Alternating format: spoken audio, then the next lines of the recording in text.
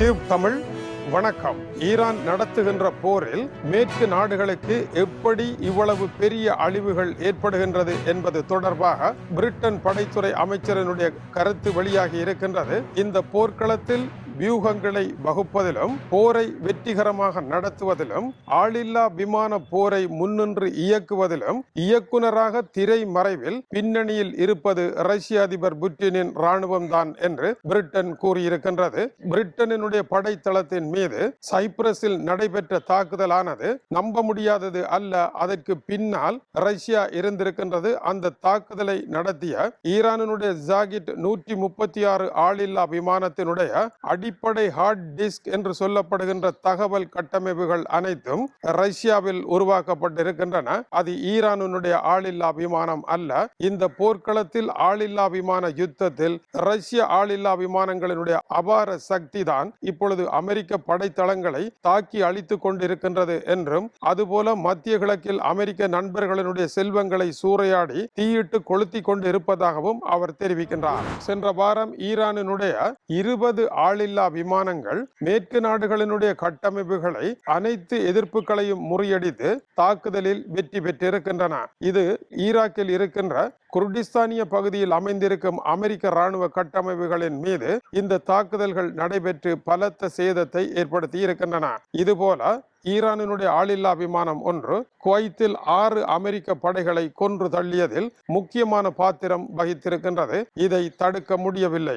மூன்றாவதாக ஈராக்கில் பல இடங்களில் இவர்களுடைய தாக்குதல்கள் வெற்றிகரமாகவே நடைபெறுகின்றன. இதனால் ஈராக்கில் இருந்து அமெரிக்கர்களை முற்றாக வெளியேற்ற வேண்டிய சூழல் உருவாகி இருக்கின்றது. மேலும் ஈரானினுடைய ஆளில்லா விமானங்களை எப்படி பயன்படுத்துவது என்பதில் ரஷ்யாவினுடைய வழிகாட்டல்கள் இருக்கின்றன. அமெரிக்காவையும் இஸ்ரேலையும் படையுடன் வந்திருப்பவர்களை தாக்குவதை விட அவர்களுடைய முகாம்கள் மத்திய கிழக்கு முழுவதும் இருக்கின்றது.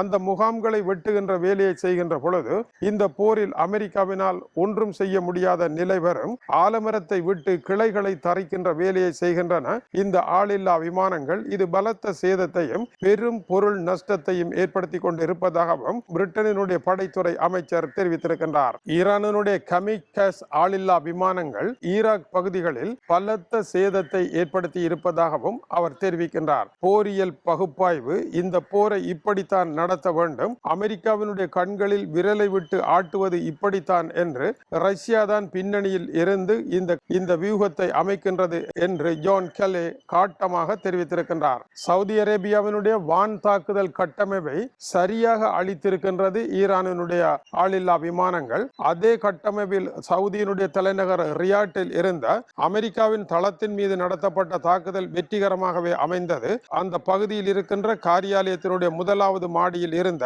CIA அதிநவீன கருவிகளை கொண்ட தொடர்பாடல் கருவிகள் எல்லாம் உடைத்து தகர்க்கப்பட்டதிலும் இந்த ஆளில்லா விமானங்கள் வெற்றி பெற்றிருக்கின்றன. இது அமெரிக்காவிற்கு ஏற்பட்ட பாதிப்பு தான். அமெரிக்காவினுடைய படைத்துறை சிஸ்டம், ட்ராடர் சிஸ்டம் என்பன பெரும் பாதிப்பு அடைந்திருக்கின்றன. ஈரானினுடைய ஜாகிட் 136 ஆளில்லா விமானங்களினுடைய தொழில்நுட்பம் மிகவும் வித்தியாசமானதாக இருக்கின்றது. இவற்றை தடுக்க முடியவில்லை. 20,000 to 50,000 பெறுமதியான இந்த ஆளில்லா விமானங்களை சுட்டு வீழ்த்துவதற்கு மில்லியன் கணக்கிலான பெறுமதி மிக்க பேட்ரியாட்டிக் ஏவுகணையினுடைய பீரங்கிகளை பயன்படுத்த வேண்டியதாக இருக்கின்றது. இது அமெரிக்காவிற்கு பலத்த செலவை ஏற்படுத்தி கொண்டிருக்கின்றது. செலவை கட்டுப்படுத்த முடியாது. அதை அதிகரிக்கின்ற ஒரு செயலிலும் ஈரான் இந்த தாக்குதலில் வெற்றி பெற ரஷ்ய அதிபரே காரணம் என்றும் ரஷ்யாவினுடைய பின்னணியே காரணம் என்றும் சந்தேகிக்கப்படுகின்றது. டொனால்ட் ட்ரம்ப் போரை ஆரம்பித்த பொழுது இவற்றையெல்லாம் கருத்தில் கொள்ளவில்லை. அவர் ஆரம்பித்த பின்னர் தான் இப்படியெல்லாம் பிரச்சனைகள் இருக்கின்றது என்று தெரிகின்றது. இதுபோல சற்று முன்னர் துபாயினுடைய சர்வதேச விமான நிலையத்திற்கு அருகில் ஒரு ஆளில்லா விமானம் தாக்குதல் நடத்தி அப்பகுதி பற்றி தீப்பிழம்பாக எரிந்து கொண்டு இருக்கின்றது. மேலும் ஆயில் விலை வரலாறு காணாத உயர்வை கண்டிருக்கின்றது. 2022 ஆண்டிற்கு பின்னதாக ஆயில் விலை உச்சக்கட்டத்தை இப்பொழுது அடைந்திருக்கின்றது. இது 2வது உலக மகா யுத்தத்தின் பின்னர் ஏற்பட்டிருக்கின்ற பெரும் நெருக்கடியாக இருக்கின்றது. இந்த போர்க்களத்தில் ஆளில்லா விமானங்கள் முக்கிய பாத்திரம் வகிப்பதனால் போரை கட்டுப்பாட்டில் கொண்டு வர முடியவில்லை. ஈராக் தலைநகர் பக்தாத்தில் இருக்கின்ற சர்வதேச விமான நிலையம் தாக்குதல் 5 பேர் காயமடைந்திருக்கின்றார்கள்.